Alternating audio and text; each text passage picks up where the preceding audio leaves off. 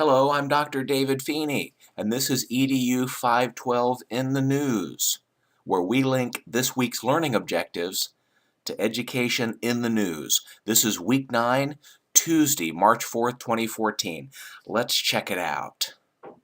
Today's focus will be on what is giftedness related to week 9 discussions, and I'll be basing my remarks in part on the article Gifted People and Their Problems, which you'll see linked in the discussion posts. I urge you to check it out.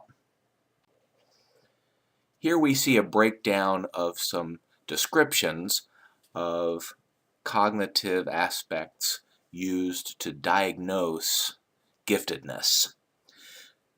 Cultural definitions determine how giftedness is diagnosed, how the population is counted, and how resources, if any, are managed. One critical definition is the Marland definition, proposed by Sidney Marland, the United States Commissioner of Education in 1972. The Marland definition is used by the United States federal government to define giftedness. The Marland definition states, "Gifted and talented children are those identified by professionally qualified persons who, by virtue of outstanding abilities, are capable of high performance. These are children who require differentiated educational programs and/or services beyond those normally provided by the regular school program in order to realize their contribution to self and society." Now, of course, this being America, states and school districts modify federal definitions to administer their own gifted education programs. One typically used modification is the Jacob Javits Gifted and Talented Students Education Act. That legislation defines giftedness as children and youth with outstanding talent who perform or show the potential for performing at remarkably high levels of accomplishment when compared with others of their age, experience, or environment. These children and youth exhibit high performance capability in intellectual, creative, or artistic areas, possess an unusual leadership capacity, or excel in specific academic fields. They require services or activities not ordinarily provided by the schools. Outstanding talents are present in children and youth from all cultural groups, across all economic strata, and in all areas of human endeavors. Early signs of giftedness can be detected in infants and toddlers. Some of those early signs include advanced and early language development, high alertness or attention span, and more.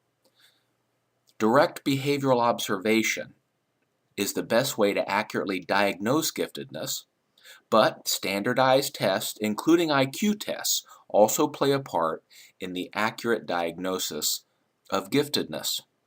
Once labeled as gifted, more curriculum and placement options are usually available, such as enrichment, accelerated pace through learning materials, and grade skipping. Finally, gifted children can also struggle or underachieve in other areas, leading to the classification of gifted underachiever.